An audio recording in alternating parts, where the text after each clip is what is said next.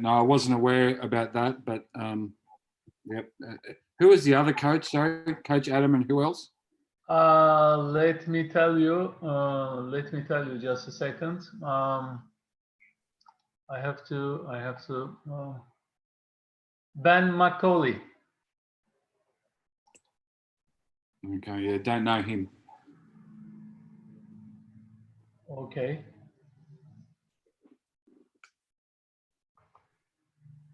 For on your side, you are also responsible as well, the women yacht program as well. Yes. Yeah. Okay. So today we will talk about both, like we already mentioned, right? Yes. Yep. Okay. Okay.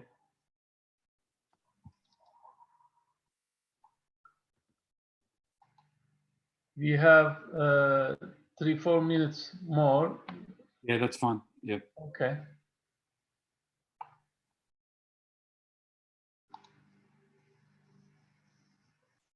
So how is the situation right now in your country about the pandemic? Do the young guys practice, or they stay at home, or what they do? At the moment, yeah, we've just got our players back 2 weeks ago to the Centre of Excellence. But yeah, everyone's been on lockdown for 12 weeks, so there's been no basketball at all. And right now we've even got restrictions on how we can practice and what we can do. So it's looked like when do you're gonna start the practices? How it's look? Yeah, we've started with our Centre of Excellence program, but just individual, no contact, pretty much just shooting and skill. Mm-hmm. And I think July 1 we can start at least playing 2-on-2, 3-on-3, and then they're looking at mid to late July to return to some sort of games. Mid of July, right? Yes. Mm. So we don't know yet when we're gonna start, but probably they said, the government said probably we are waiting for some announcements from them, but we may have we're gonna start probably on 1st of July. Okay. Well, we don't know yet. Yeah, no, it's same with that. Very, very unknown, and because we've got 8 different state and territory governments, every region is working on a different. Differently, right? Yes. Okay. Erdem, hoş geldin.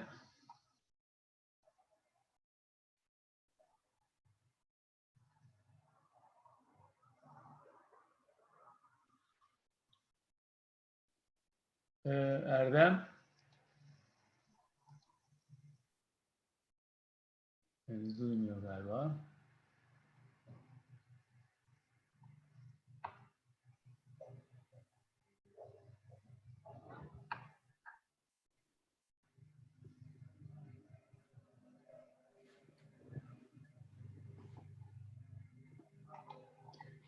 Coach, now we are on time right now. We can, if you are ready, we can start to your presentation. Yes. And Erdem, hoş geldin tekrar. Thank you for coming to our webinar, to accepting to being with us, Coach. Now we are ready to listen to you. Okay, I've got some slides that I'll share, and we'll talk to those as we go. Yep.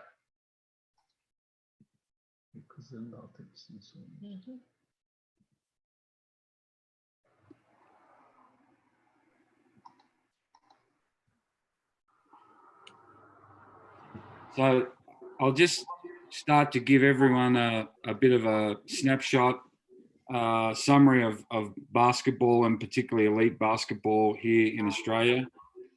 So the governing body, Basketball Australia, who employs me, we have 22 national teams, which includes, obviously youth teams, junior teams, our senior Olympic teams, plus also disabilities teams, wheelchair, and our World University Games team. So the national program is quite large, and trying to resource all those teams is a challenge.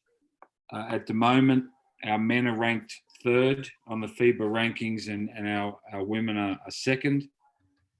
In the history of our program, we've had 34 Australians playing the WNBA, and there's currently 10 Australians in the NBA.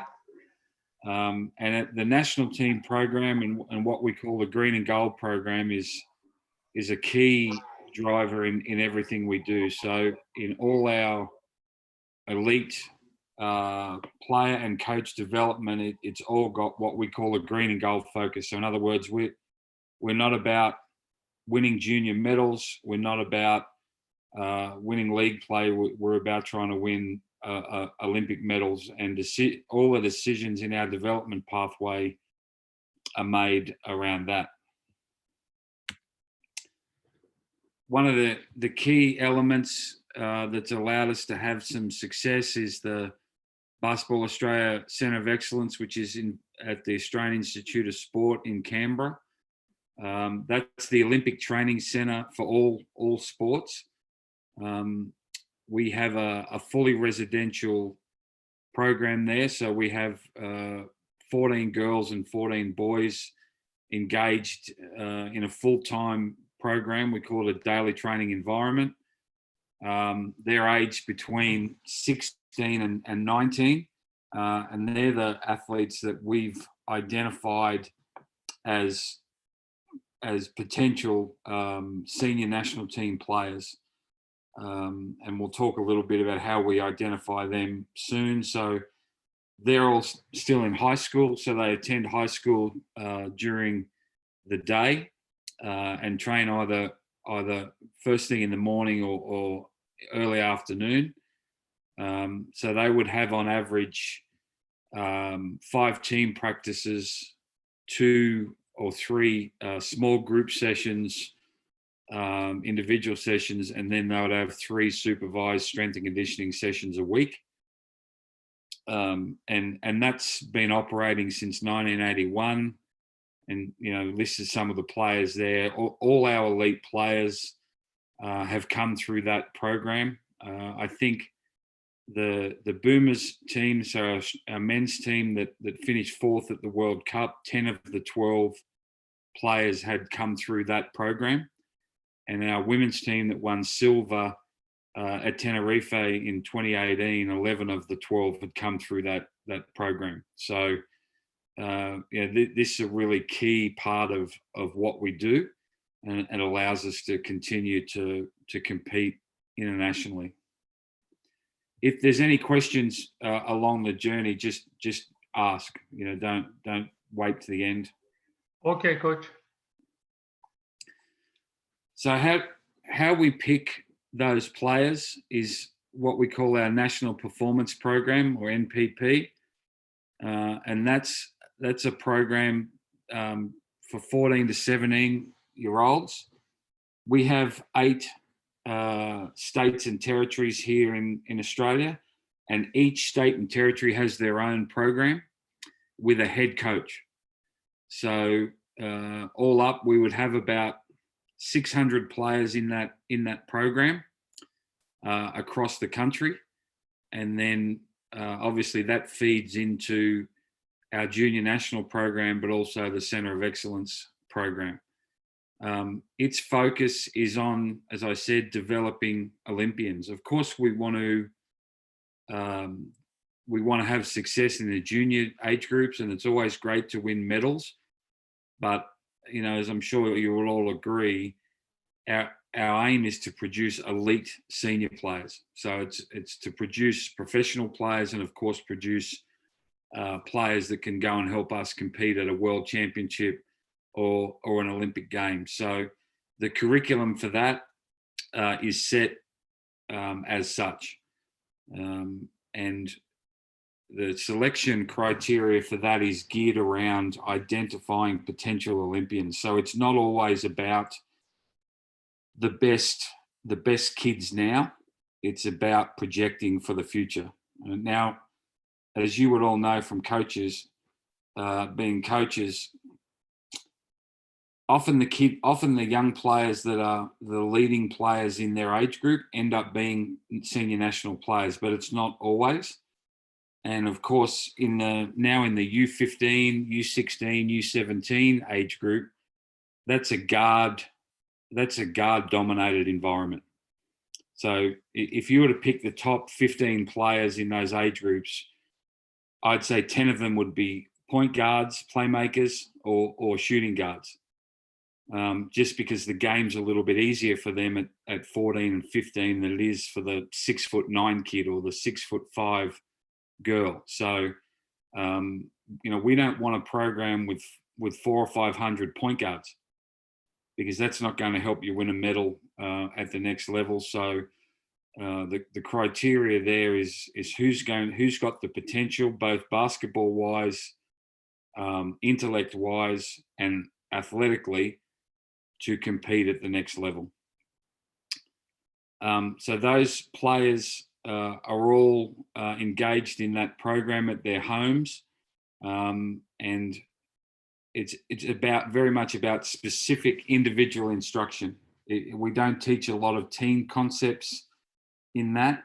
We do have an overarching style of play, but it's very much about getting them to develop their individual skills and their concept awareness.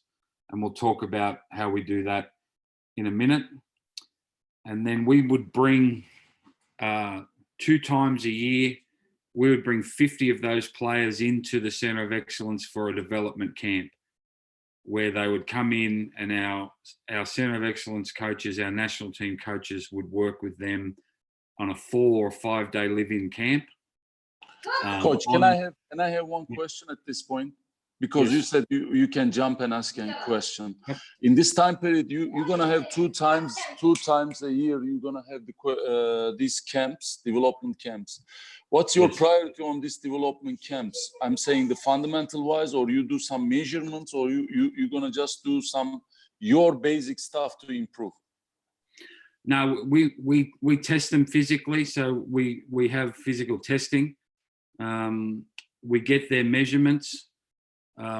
So we certainly do that. So we've got accurate data. And then the focus of those is concept development. So in those camps, we don't necessarily do a lot of individual skills, because that's what they do in their own environment. So we start to teach the pick and roll. We start to teach dribble handoff. We start to teach more concepts, not necessarily tactical, but just concepts. Can they play 2-man game? Can they play 3-man game? Can they create for themselves? Can they create for others? But we talk about 14 to 17 years old, right? Yes. Because that's important for us to have pick and roll and etc. So you focus on that after 14. Yes, after 14. Yeah, thank you. We try and focus on individual skill, spacing and cutting prior to 14 years of age. So they've got a broad understanding of how to play.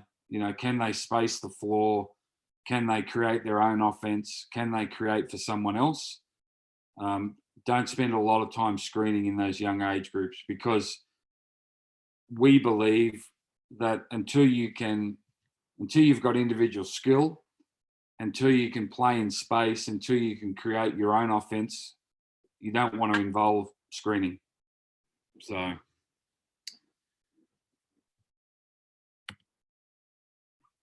So this is our model for individual case management of identified athletes. So they're the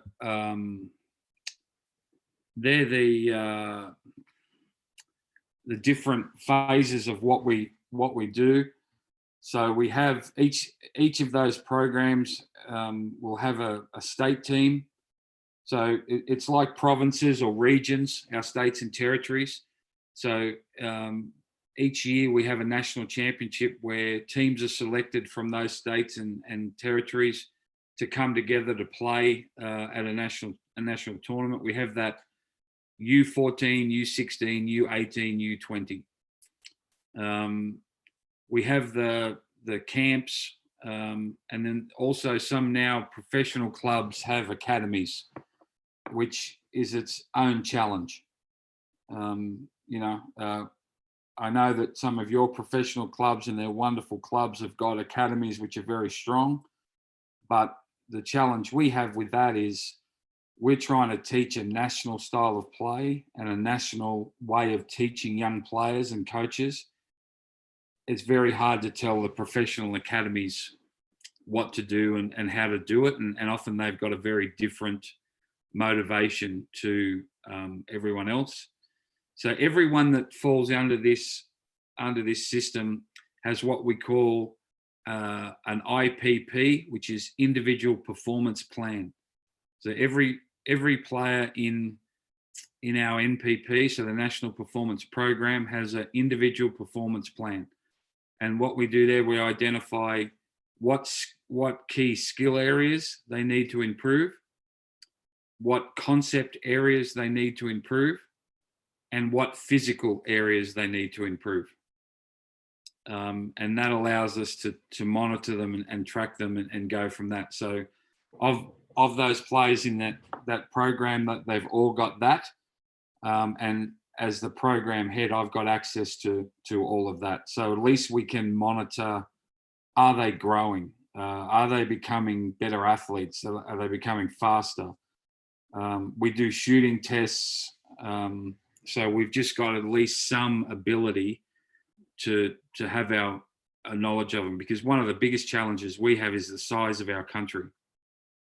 If there's, I'm in Canberra, we've got an elite junior player now in Cairns, which is 30 driving hours from here.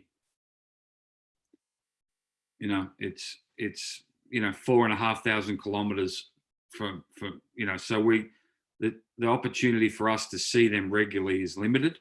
So we've got to make sure that we've got a pretty good reporting process, and we use a network of coaches around that.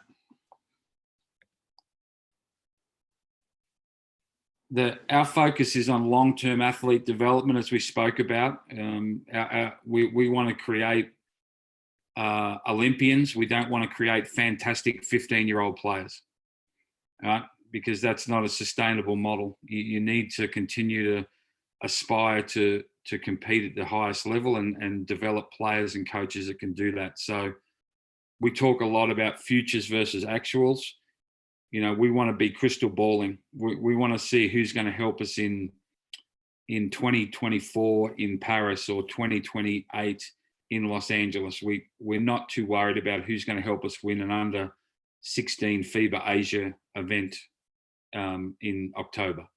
Of course, we don't treat that poorly. We want to win and we want to compete, but that's certainly not our priority or our focus. Obviously all the coaches want to win, so it can become challenging. And I'm a coach. I want to win too, but we've also got to have the bigger picture in mind. Maybe winning an under 16 Asia Cup doesn't help us develop the next crop of Olympians. Maybe we need to take a 7-foot 15-year-old that obviously maybe not help us win this week, but can help us win on a bigger stage later on. So we always start with the end in mind. An opal, that's the nickname we have for our women's team, and a boom is our men's team. So we spend a lot of time talking to the coaches. What's an opal look like? What does someone who can step on the floor at a World Cup or step on the floor at an Olympic Games, what do they look like? What's their profile? What are the characteristics and the traits that we need to develop? So the 3 phases of our long-term athlete development program: skill development, concept development, and competitive development. And we think if we get a tick next to all those things, now we've got a chance to produce a high-level player. the first two are pretty self-explanatory. You know, do they have the basketball technique to compete at the highest level? The concept development is the 3-on-3, is the 2-on-2, is, you know, do they understand drive and kick? It's not really about set plays. It's about, can they play? You know, can they operate out of a handoff? You know, can they defend a handoff? Can they defend the pick and roll? You know, can they play in transition? Can they play in a situation of advantage? That's what we talk about, concept development. Competitive development is really important, and that's, you know, again, can they play the game? You know, in the pressure of international basketball, is their game and their IQ and their athleticism, all those things, gonna stack up? And so that's more our national junior program, because they are about results. They are about trying to, you know, go in and win games. Coach, Yes. there's a question about the 3 phase of Yes. long-term athlete development program. What do they look like? And can you give us some examples about the skill, concept, and competitiveness? Yes. So the skill development, we have a curriculum. I think I was going to share it with you. I don't know if I have. I sent you some stuff, but I'll certainly share it with you. We have a curriculum or a checklist of what a player needs to do on both sides of the ball, and we do that from a games approach. So we don't spend a lot of time teaching 1-on-0. You know, we want to make sure that the skills that they're developing and they're practicing are in a game-like setting. So very little 1-on-0 or 1-on-air drilling. It's a lot of 1-on-1, 2-on-1, 2-on-2, 3-on-2, advantage, disadvantage, because we think that's the best way to develop game-ready skill. We've got a curriculum about how we want to teach shooting. We've got a curriculum about how we want to teach footwork. And then through our national style of play and our coach development program, we try and share that as much as possible. Now, you know, it's not possible that, you know, the 50, 60 coaches that work in our NPP are all going to teach things exactly the same. But what we say to them is, these are the common traits, these are the common skills that these players are going to need if they're going to go to the next level. So we need your help in developing that. Concept development, again, is done in that games approach setting. You know, a lot of 3-on-3, you know, a lot of, and when I say 3-on-3, I don't mean, you know, 3x3, the different game. I just mean small-sided games is a huge part of what we do, as I'm sure it is that you do. It's something that we've invested really heavily on in the last 5 years, small-sided games and a games approach. I think we had a very American approach to player development prior to that. And I would suggest, and I'm not just saying that because I'm talking to you guys, we've got more of a European approach now. You know, we've learned from a lot of research and a lot of study and a lot of conversations like this that the sort of player we have doesn't develop doing a series of drills coming off cones and chairs and things like that. They've got to learn by playing. And the competitive development comes by putting them in game situations that challenge them. Like our Center of Excellence teams play in the B division.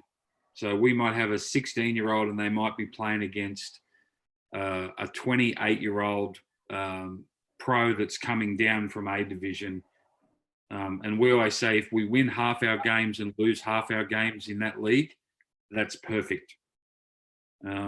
Because, you know, you don't want to have a young age, they don't learn to compete if they win all the time, but they also don't learn to compete if they lose all the time. So trying to strike that balance is really important.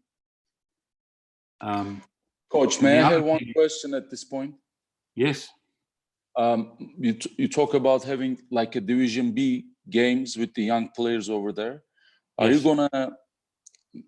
I would like to ask actually, you separate these players to the league teams in Division B, or you have one certain team, you bring those potential players together and make them play, or you just let them to be part of their organization and as a young player individual to be in this, let's say, Division B organization, separately? Yeah, it's a combination of both, coach. So our Center of Excellence program, so the best 14 girls, the best 14 boys, they're in the program here at Canberra. They play as a team. However, the other players that we've identified that either didn't want to come, they didn't want to leave home at a young age to come to Canberra, or they're just not quite right, we case manage that. And so we say, look, we would prefer you to go play for this club with this coach because they understand what we want you to do. Now, we can't dictate that and we can't mandate that. But once they come to Canberra, you take care of all their needs? All of it, yeah. Okay, got it. Yeah. Thank you. And, the quote down the bottom is the thing with long-term athlete development, you need to be patient, and the earth is patient and the game is patient. But if you start trying to take shortcuts because you're worried about winning an under-16 Asia Cup or an under-17 World Cup, that can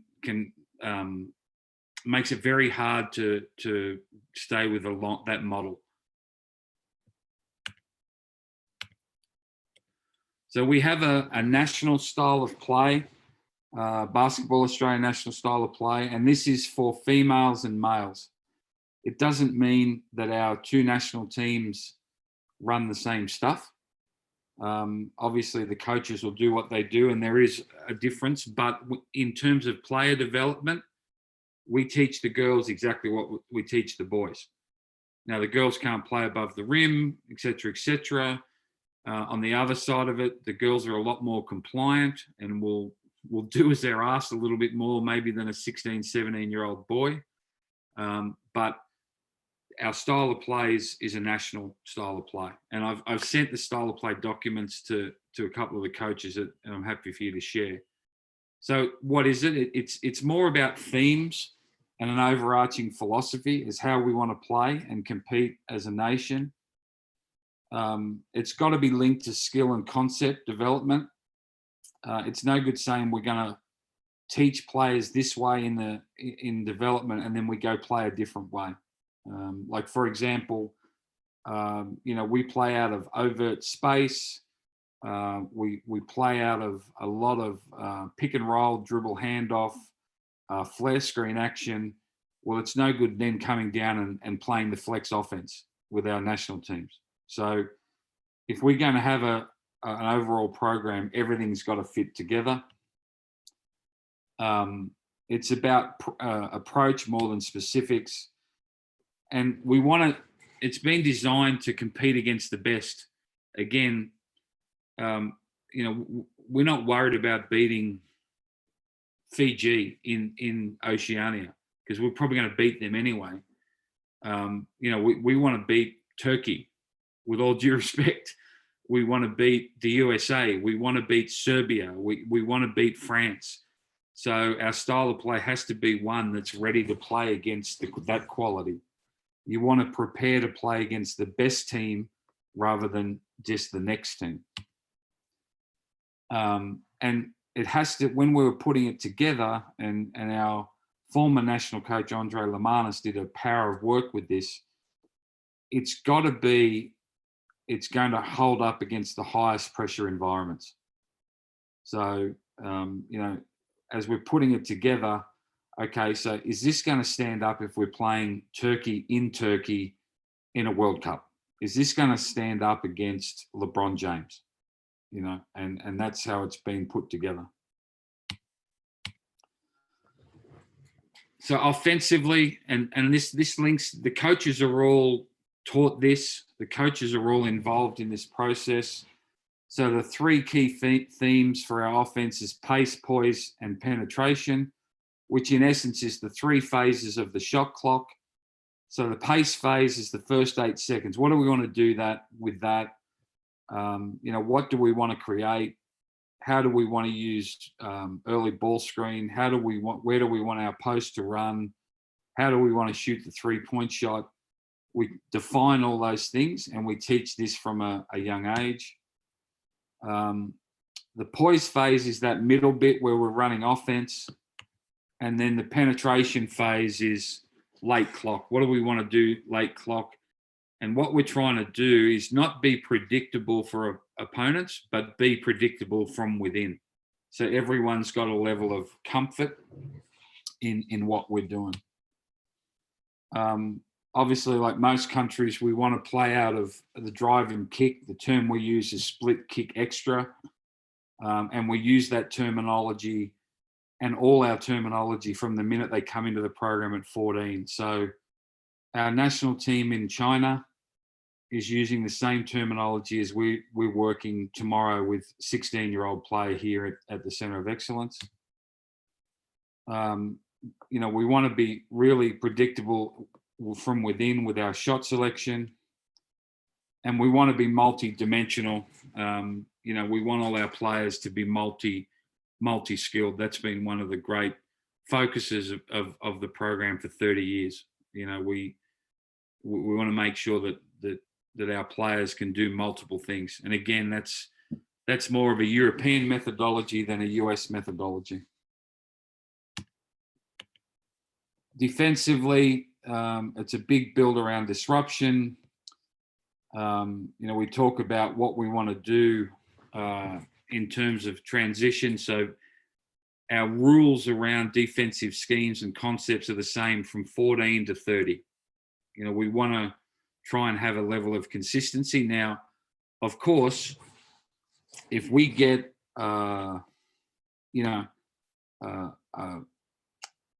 if we get Pablo Lasso to come and coach our national team, we're not going to tell him how to coach, right? He's going to do what he wants to do. But what he will know is all the players that are coming into the system have been exposed to these common things. And terminology is big. We try and have as much common language as we possibly can. And there's just some of the terminology thing. Again, I'll send these slides and you can go through them. I didn't want to make this so much about X's and O's. It's just more about how we do things and why we do it. Coach development and player development need to go hand in hand. And my role primarily is coach development. So we have 4 tiers of courses. So we have an entry level for the novice coaches, right through to our 4th level, which is for national team and professional coaches. And they range from 2 days through to 6 days in those courses. A lot of it now, of course, is delivered how we're delivering this online. And we also have some specific programs now in place to develop female coaches, because we've identified that that's a major area of deficiency, and also to develop Aboriginal and Torres Strait Islands. So Aboriginal people are our Indigenous people, and we've identified that that's an area we need to do better. Big focus, we have 40 to 50 coaches clinics per year, and I would say of those 40, 30 would be free, run by the Federation, by myself, the Center of Excellence coaches, our high performance coaches, or our national team coaches.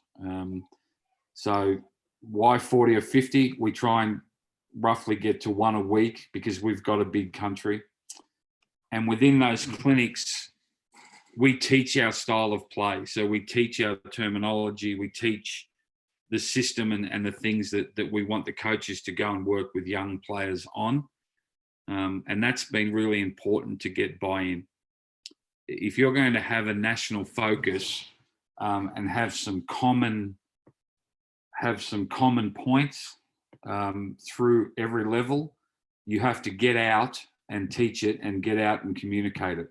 One of the big themes that we have is more conversations. So, you know, less emails, more face-to-face, more clinics, more coaches, workshops, more time with coaches.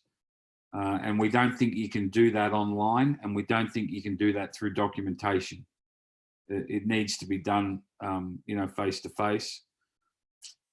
And you've got to foster a spirit of sharing. If your elite coaches, like your national coaches, aren't sharers, they're not willing to give of themselves, it becomes very hard. And we're really fortunate with our senior national coaches that they have got a spirit of sharing. The big thing, and it's just, I'm sure it's the same in Turkey, the better the coaches, the better the players. Now, while I'm sure that the bulk of your players are in Istanbul and maybe Ankara, I don't know, but I'm sure there's regions within Turkey which we would call pockets of greatness. In other words, a small region that produces really good players, right? Well, you have to support the coaches in those regions. You can't ask them all at very young ages to come to Istanbul or to go to Ankara or whatever else. Eventually, if they're going to be elite, that's probably where they're going to end up. I understand that. But if you don't have a network that can present and provide the level of instruction in each region, it's going to be hard. You know, and I don't know, is like the greatest players, and, you know, I was involved with our national team, and I know that you've had some Yilmaz and Alban and players like that. Are they all city kids, or do any of them come from the provinces or smaller areas or coastal areas? What's the mix in Turkey? There are basically, coach, there are players from small areas, but to be honest, even they are from small areas, they are coming back to the centers, like you said, to Istanbul, in order to grow up. You cannot find players. There are many players who are potentially big, are coming straight to Istanbul or basically in Istanbul, and then they grow up basketball-wise. There is only one exception, let's say. I think Coach Murat is going to agree with me. Is going to be Bamit, which is one of smaller city, actually town, but they are really organized to improve, develop their basketball in junior levels. So they have that organization taking the players from small areas, but the rest is basically in Istanbul. Yeah, and that's going to happen. Like, as I said, 11 of the 12 players at the World Championships, 10 at the World Cup, came to Canberra, which is our capital. It's not a big city, but it's our capital city, to come to our program. But you know, we found that we've got to do a better job of developing coaches in the regions, so when the kids do come to the big city, they're a bit more advanced, if that makes sense. You know, and it just, then their development goes like that, you know, rather than slowly. So, and the other reason that we want to develop coaches nationally and create what we call our network is to find players. You know, it's all right to say that we're going to bring them to this big cities, but we've got to know who they are firstly. So as we develop coaches and we develop those relationships and those skill sets, we, you know, they're more likely to say, hey, you know, I found a player here. I think I used the example when I spoke to a couple of you previously of Nathan Jawar, who played at Galatasaray. He's from a town of 400 people, about 40 hours drive northeast of where I am now, in the middle of nowhere. But because there was a coach in that region saw him playing at 15, saw the physical tools, and he ended up coming to the Center of Excellence. So by developing that network, you're more likely to find those, what we call diamonds in the rough, you know, those players that are a once in a generation. And then hopefully before you get them into your setting, where, you know, Istanbul or Ankara or wherever it is, they've had some development, they've had some coaching, they've been exposed to what you want to do. And then the other thing that we do is we have a national coaches conference annually where we have about 250 coaches come in. We do a lot of presentations about the program and player development, athletic development, scouting, technology, you know, all those things. So that's, I'm pretty sure that's. Coach, may I jump in here with a small question? Yep. I want to ask you about like players' rights. Let's say clubs' rights. When you select a player, pick a player from a small town and take it to the Center of Excellence, what do you do? What kind of process do you have? Like, do they clubs or the regional coaches have rights on the players? Do they get paid? Or like when these players can become pros, they got back to their own club? What's the process in Australia? Because we have like a big mess in Turkey about these rights and the transfer of the city. So that's why I'm asking that. Yeah, we don't have we only have 8 professional clubs in all of Australia. We have 9 in our league. One's from New Zealand. So no, we don't have a major problem with that. So if we identify a player in Perth, we would make contact in the first instance with their coach, the person that has coached that and had the biggest impact, and say, hey, thanks for what you've done. We'd like this player to come into the Center of Excellence. We think they've got an opportunity to play for Australia, but we wanted to come to you first and have that conversation. Usually, because usually that coach is a volunteer. They're not a professional coach. So they might be a school teacher who coaches, after that. We usually don't have a lot, but we go through a process. So we speak to their coach. We speak to their parents, then we would speak to the president or the chairman or the CEO of their club, and say, look, this is what we would like to do. This is what we'll do for the player.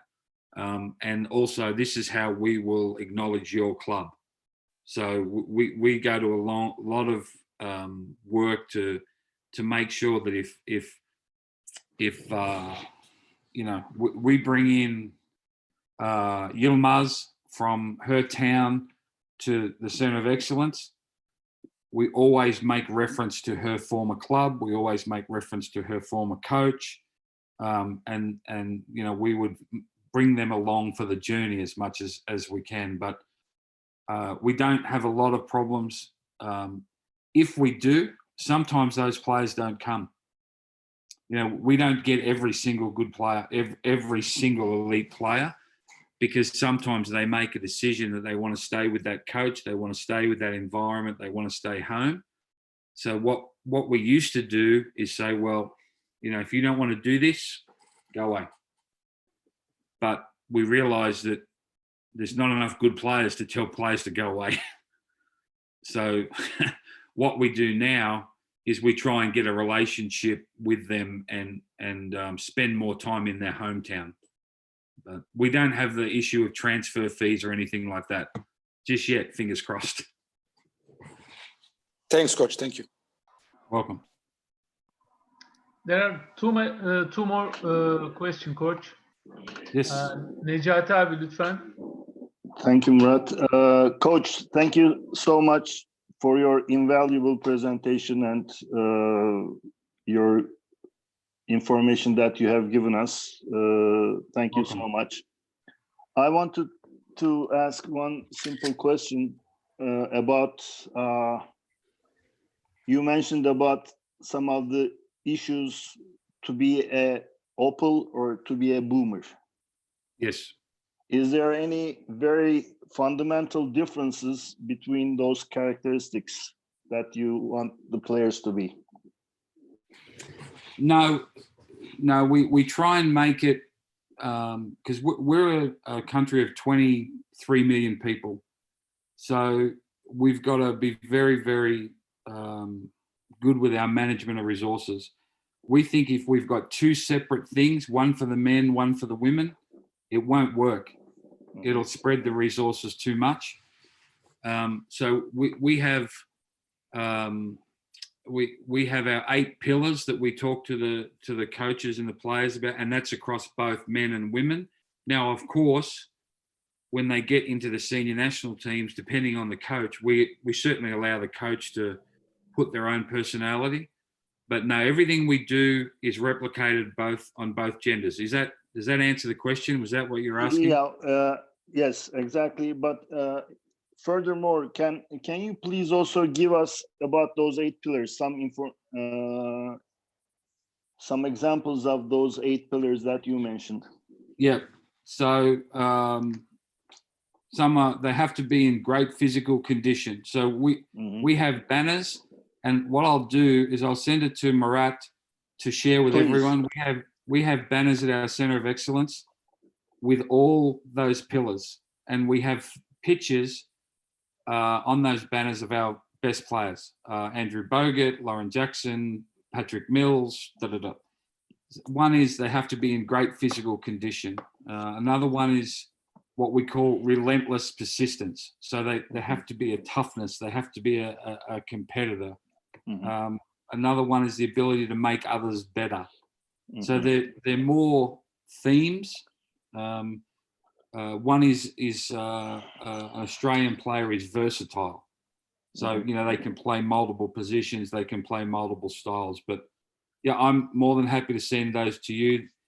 They're just something that was developed probably about 30 years ago, and we liked it, and now we've got generations of players that have been brought up with those values. So.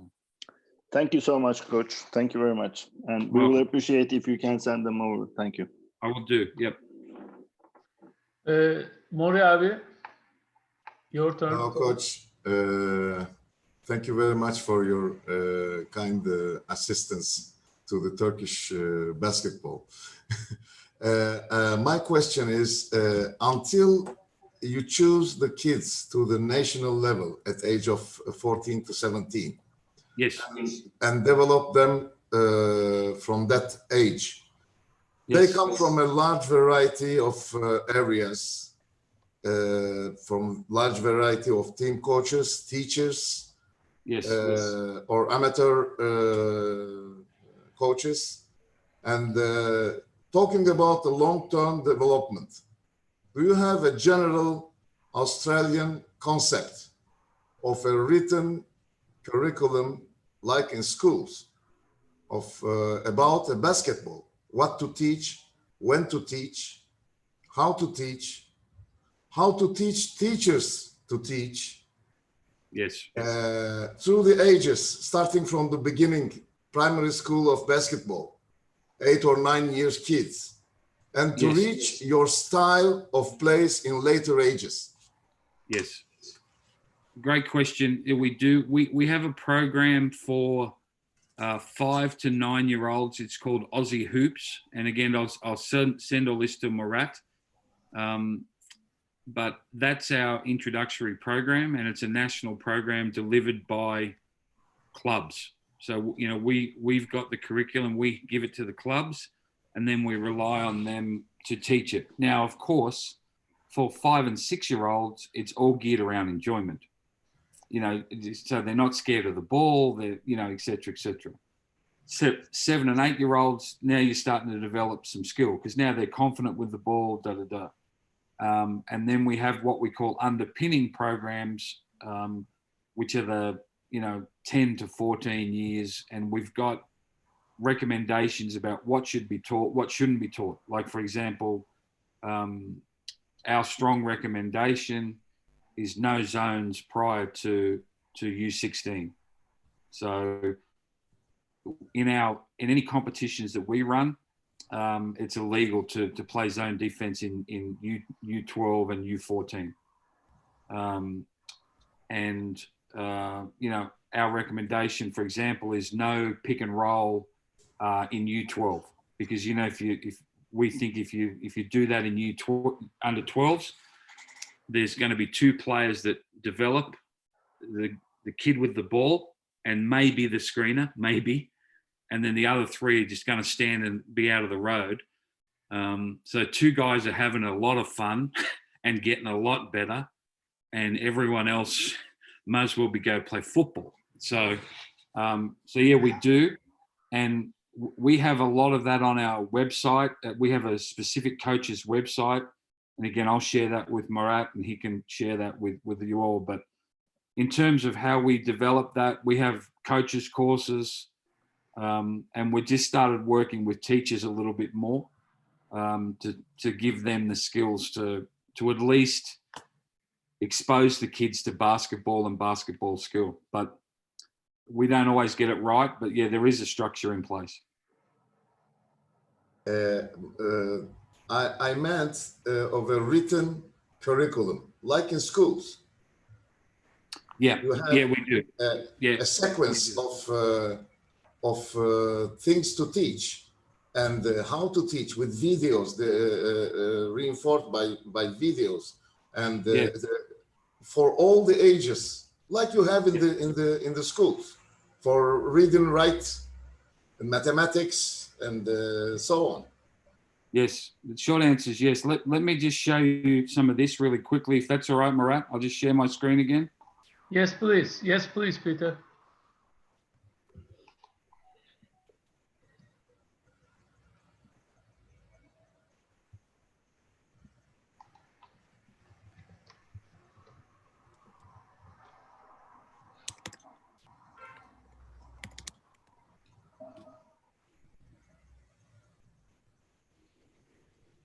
So this is our website,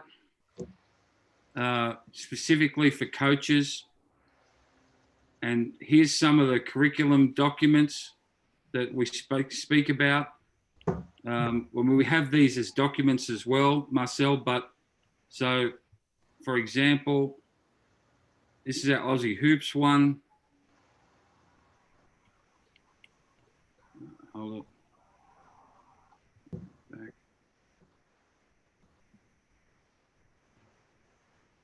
So that's individual offense, individual team offense.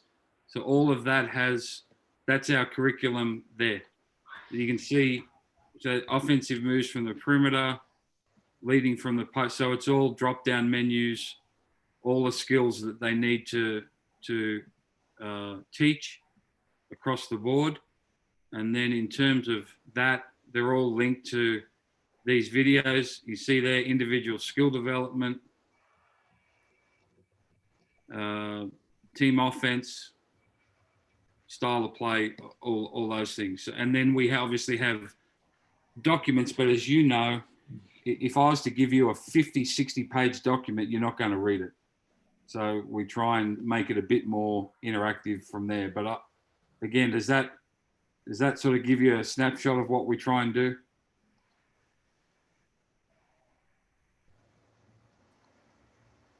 Nuri abi. Yes, that's fantastic. That's, then you can send to the NBA players to play with LeBron James against hopefully.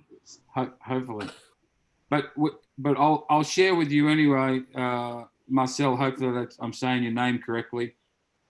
I'll send you the bigger document. I'll send it to Murat, and I'm happy to share it. But it's like there's an Excel spreadsheet with 300 skills on it. And we thought that was a great document until we realized no one had read it for like 4 years. So we had to change the way we delivered it, if that makes sense. I have time. Good. You'll be the one guy that's read it. So I'll be very happy. That's a precious treasure. Very good. That's a treasure. Thank you very much. Welcome. Erdem, sana Hayri abiden sonra söz verebilir miyim? Hayri abi. Thank you, Peter, for your valuable information you've given to us. Sesini daha kuvvetli alabilir miyiz Hayri abi? Biraz daha bağırayım o zaman. Bu bilgisayar hep bela biliyorsun. Thank you so much. Well, as Welcome. far as I see, and we all see, there is a system which has been made and looks to be working perfectly. When you are to analyze yourselves, what are the non-efficient points or aspects that you're planning to do in near future, if any? And the second part is that if a third country wants to be a new basketball development country, what would be the first 3 steps to be taken for them to be a good basketball country? Okay, I'll answer them in order. We're actually going through a review right now of our program and our style of play, and just to make sure that it's still it's still contemporary, that it still fits with our goals, that it's still helping with our goals, but it's also as I I joked with Marcel that we got these documents that no one had read. We're spending a lot more time now developing video resources rather than documents. I'm a former journalist by trade, so I like to write big wordy documents. No one reads them. I think they're great, but it's just Marcel and I that think they're great. Everyone else thinks they're terrible. So we're just going through that review now. The other thing that we're doing is trying to support it with analytics now, with advanced statistics. We've got some young coaches. I'm a dinosaur. I don't understand that stuff. I'm not smart enough. But the young coaches do. So they're adding some data, a lot more data behind it. So that's how we're reviewing it. I guess I'm like all you. I'm a coach, so I'm biased. But if you really want to establish a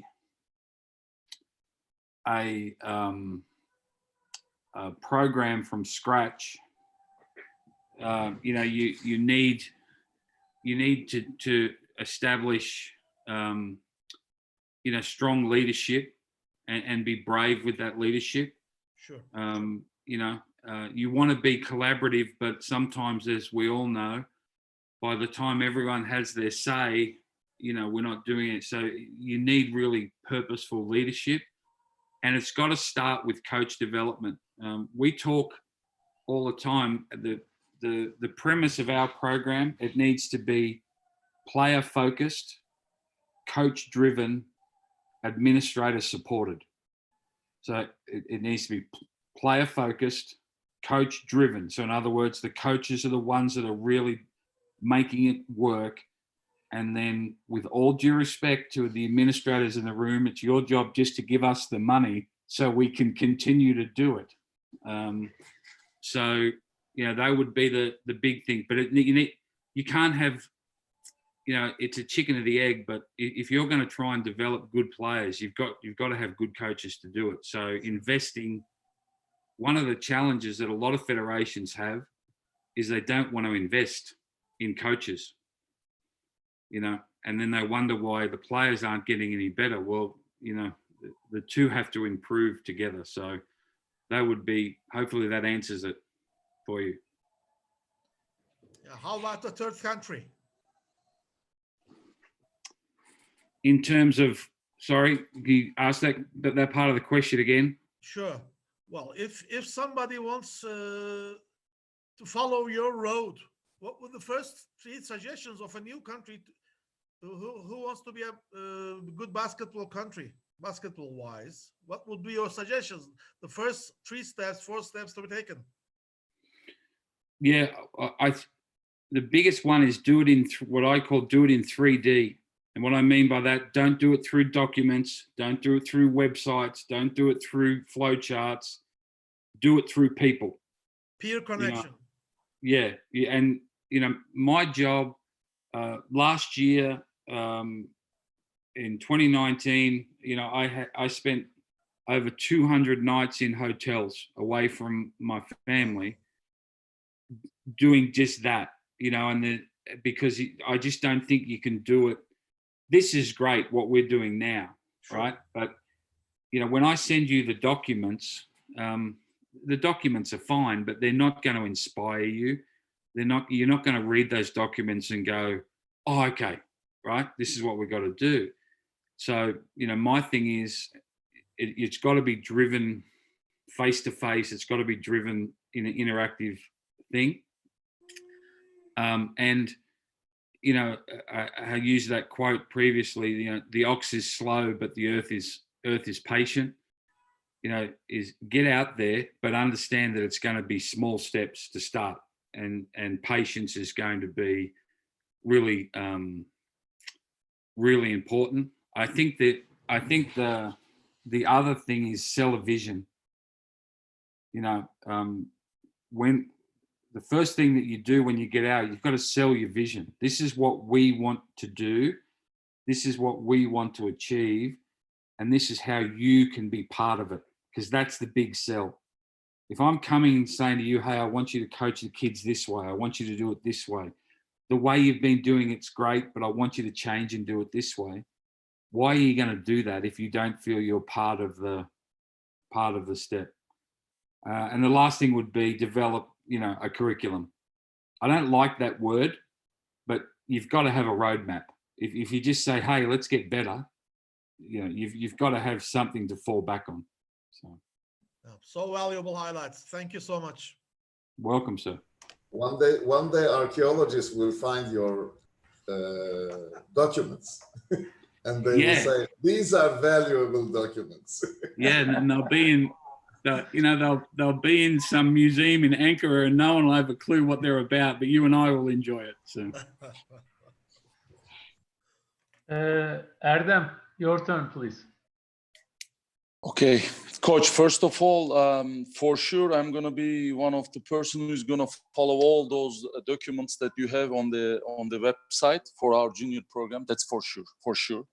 That's a great thing that you already prepared, that database, that I think everybody has to at least have a look on this to see where we are, where we can gonna go. This is first thing. Second, I'm gonna have 3 basic questions. Actually, partially you answered the first one, but I'm gonna keep that. My question was, when did you start building this organization? You already answered to Necati abi, like saying 30 years ago, right? You start building this. Yes. But my basic question is, when you start to get the profits of this, your products. So is there Bogut is your first product of this organization, or Joe Ingles or Pat Mills, or before the players that you have? Because we need to learn also building such a organized organization, how much you need to be patient also to get the product. This is my first question. The second one that I know there is a big influence that NCAA on boomers, not boomers, Australian basketball, also New Zealand basketball. Almost all the potential players are flying to states for NCAA organizations.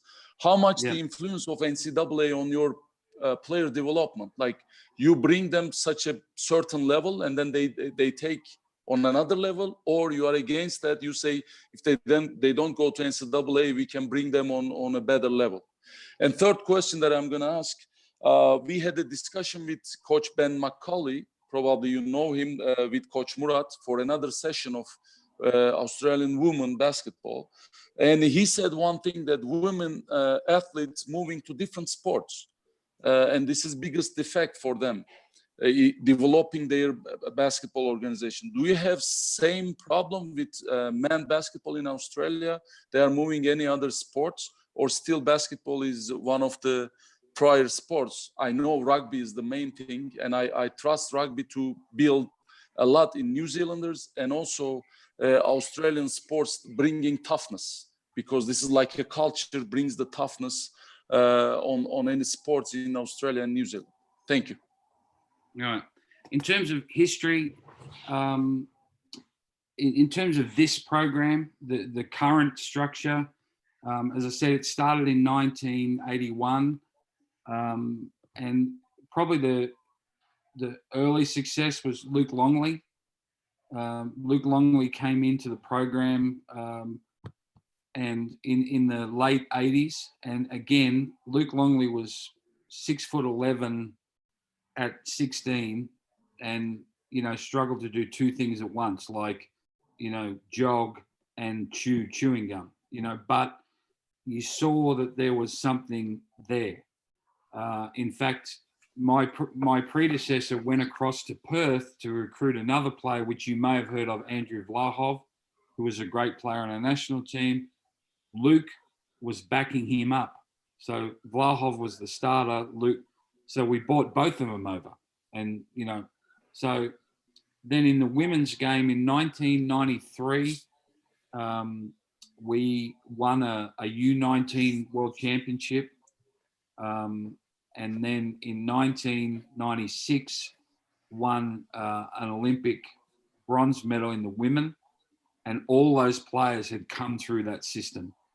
So it took, to get that level of success, you know, 15, 16 years. And along the journey, of course, you're going to have talented players, you know. And in the men, yeah, that era where in 2003, Australia won the U19 World Cup with Bogut and those players. But prior to that, in 97, we were able to win the U20. So you're looking, you know, 15 to 20 years to get, and you think, well, and this is the problem. If you say to a group of administrators or club presidents or, you know, hey, we're going to do this, and I tell you what, in 15 years, we're going to be really good. I think all the coaches will go, yeah, but maybe not so many of the administrators. That's basically my point, because once we talk about all this structure with all the details, it's not day and night. You know, once you build that, you need to be patient, you need to be stubborn, and you need to believe in that, and you need to go on that. It's not like going to be in a few years. You need to dedicate all the program on this. This is why I asked this question, because we are presenting right now something, but we need to be dedicated and really be stubborn. Yeah, and the other thing with that, coach, is to celebrate the small wins.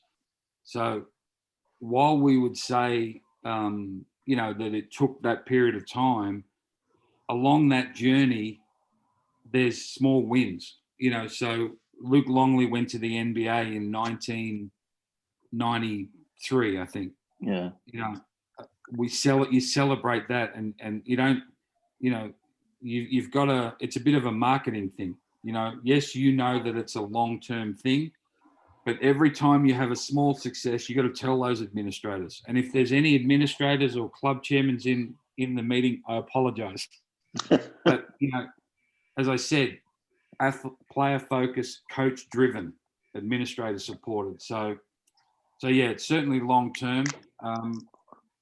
The NCAA has been great to us. Bogut, for example, you know, played in the NCAA system. Patty Mills played in the NCAA system. Luke Longley played in the NCAA system. But as I'm sure you're all finding out now,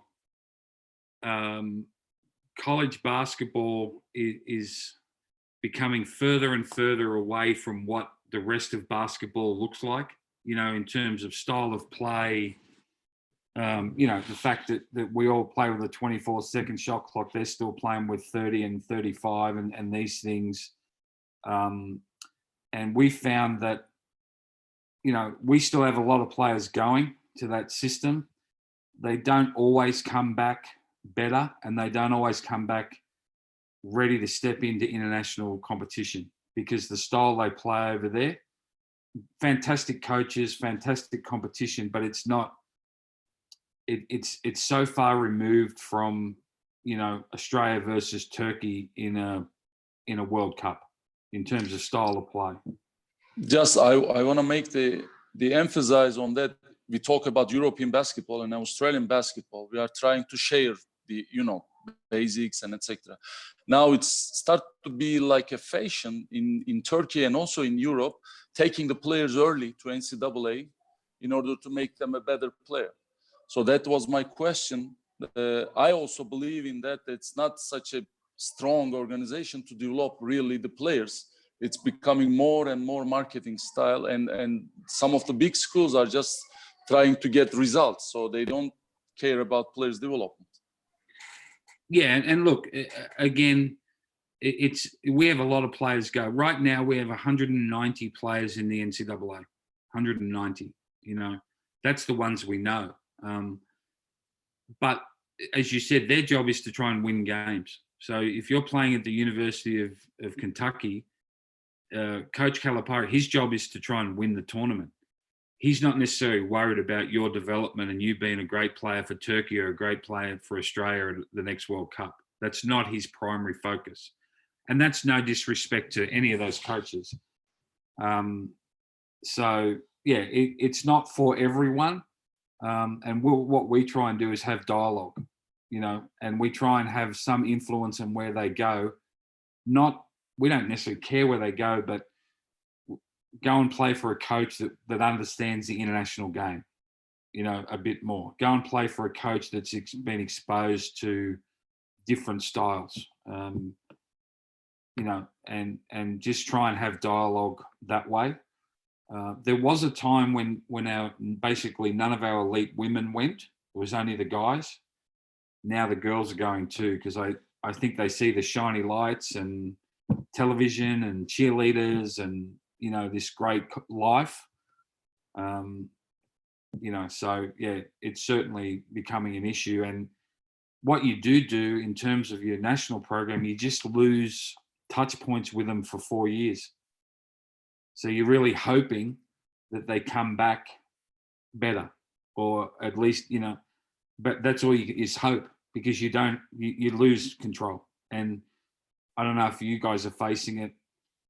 The colleges are they're allowing the kids to come home less and less. So maybe they're missing multiple summers playing for their national team, you know, and all of a sudden they come back, they're 22. The guy that stayed in Turkey and played on the junior national team for 4 summers in a row has now got 60 or 70 worthwhile games against high-level European competition. So they're ready to make the next step. Those kids have got high-level competition, but against other college kids. So it's a fine line.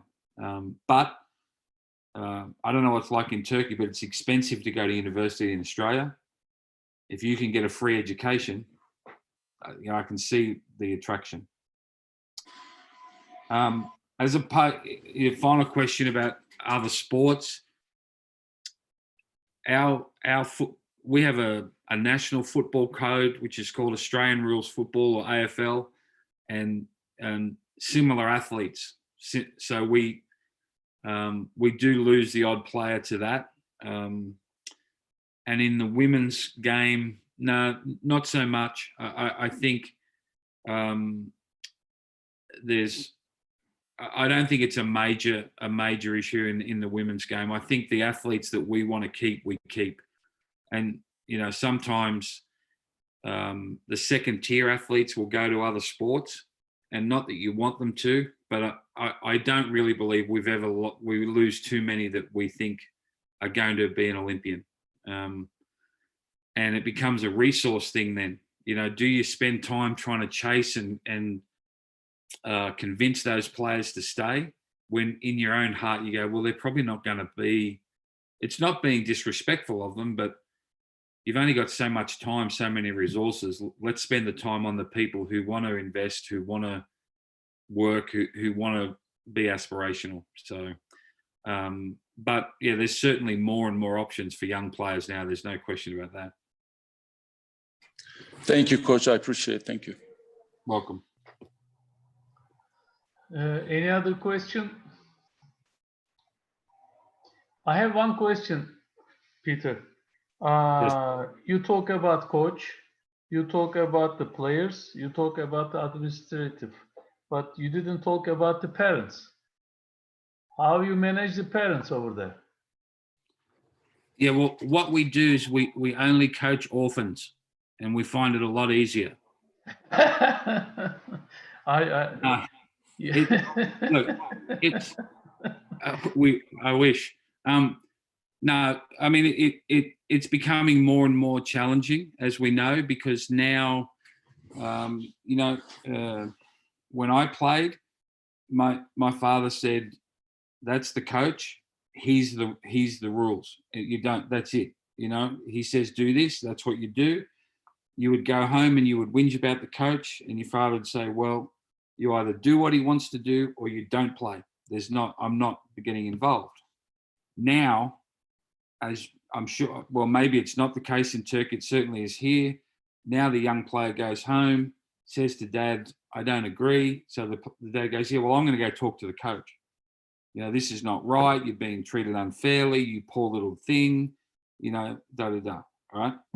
And I see some nods. So I guess it's happening with you too.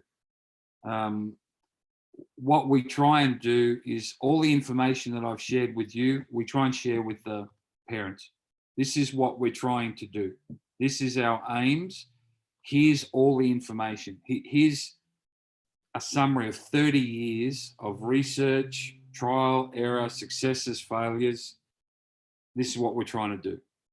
Now, I'm not saying that fixes all the problems, but it fixes some of them because they feel part of it. I think part of the issue with parents is when they feel like you're keeping secrets. You're probably not, but because there's not that dialogue, but we still have challenges, like I'm sure that you do. But, one of the big themes that I say all the time to our coaches and to our staff is have more conversations. So I think in the past with parents, we've gone, "I don't want to deal with them." Well, guess what? You're going to deal with them, So rather than create a wall, have some dialogue, give them some information, but I also have another saying: you can't legislate against lunatics. So the crazy ones are going to be crazy, It's just how it is. Peter, you have 20 million population in Australia, Yes. don't you? And we have 80. So it is 4 times squared. Yes. Yeah. Yep. I'm sure it is. So. Thank you, Erdem. Thank you. Sorry, Coach. We'll be just connected with Coach Murat's questions very quick. That talking about parents, is there any contract restrictions for the players about age limit for a professional contract and etc.? Because it's another problem in Europe that so young ages, the potential players takes their agents and then they start to sign contracts with I don't know, some amazing amount of money, and then they have to deal with it. Once they start to deal with it, then families, parents gets more involved because they want to make money out of their kids. So I just want to compare this culture over there with European and in Turkish environment. Thank you. Yeah, well, yeah, that does happen, but again, smaller population and smaller market. So, a young player, like the minimum salary in our men's league is about $24,000. So it's about 17,000 US dollars. So it's not massive amounts of money. So there's not a lot of people that's not going to feed your family. That's not even going to impact really your family. And, but there is people that do engage with agents. We just try and educate the kids, and the value of having them in this program, the NPP, is we do seminars on this from the minute they come in. So when they're 14, we start talking to them about agents and contracts and opportunities and what they need to do. Now, again, sorry, that's perfect. 14 years old, you start talking with kids, try to convince them, right? You start around 14 about that. Yeah, and again, you've got to, because they're so young, you've got to involve their parents. But you can't complain about something if you don't be proactive in the first place. So if you can engage them and talk about those things and whatever else, but it doesn't mean they don't do it. We have when the players come to the Center of Excellence, they have an athlete agreement which they sign and their parents sign, which gives us not control, but they can't just disappear and go and do something with a pro club without going through some steps, because there's an investment. You know, when they come here, they're on full scholarship. We pay all their room and board, all their meals, all their medical, all their school, all their gear. So if we do that, we need some sort of return, not financial return, but you know, if they just go off and start doing things, it doesn't help us. We don't get any return on investment. So. Thank you, Coach. Thank you very much. Welcome. Hayri abi. Well, Peter, I'm so happy now. We have a saying, not we, I have a saying, the best parent is the dead parent. So, how nice to hear it from an international character like yourselves. So wish you luck in your national orphanage, in your relation with the National Orphanage Organization over there. Yeah. Yeah. No, it's, we actually have now a number of players, young players, who are the children of former players that have come through this system. So initially we're like, oh, this would be great. They know the system, but you know what? They know the system, so it's not great, if you know what I'm saying. Sometimes a little bit of information is a dangerous thing, but as I said, more conversations. If you create an us against them, that's exactly what it'll be. So yeah, communication, yes. Yeah. Thank you so much. Welcome. Any other questions? Any other questions? Zafer abi. Yes. Hi, Coach. Thank you very much for your information about your basketball. I want to ask you about women basketball. As you know, you are in the second place in the world ranking after United States, and you have great players like Liz Cambridge and Lauren Jackson, Penny Taylor. She had played in Turkey for Fenerbahce. In the clinics, in basketball coaching clinics, you said you are doing special coaching clinic for females. Are you going to separate those coaches that are coaching in women basketball? Or you said something like that while talking about the coach clinic. Yeah, no, we are running a program for female coaches, not like we just realized that we don't have a lot of our national coach right now is a woman. She coaches in the WNBA, former player. But yeah, that's a course to develop elite female coaches, because we don't think we have enough. But everything else is done. You know, what we do for the men, we do for the women. What we do for the girls, we do for the boys, etc. I'll write that. I can send that to Murat as well, Coach, for you, so you can have a look at what we're doing with that as well. Will be appreciated for that. Thank you very much. I'll wait for that. Thank you. No problem. No problem. Başka sorusu olan var mı? Yok gibi. Coach, okay. Thank you for great presentation and your answers, kind answers. And this is our 88th webinar. And we thank you very much for your time and for your cooperation. And end of our webinar, normally always our guests give the last words. Today I have a bonus from you.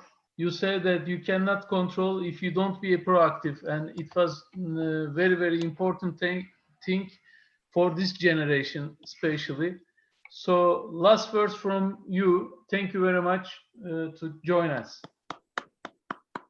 You're welcome, guys. A great privilege. I have huge respect for Turkish basketball. I have some friends that coach professionally there, and we've had players such as Penny play at Fenerbahce. We've had male players at Galatasaray, Besiktas. So, to be able to connect with you all, huge honor and much appreciated. So I'll send that information to Murat, and then he can distribute. And that's a great thing about our game. It's a big game, but it's a small world, and it's a fun world to be involved with. So thank you very much. Appreciate it. Thank you, Coach. Thank you. Thank you. Take care.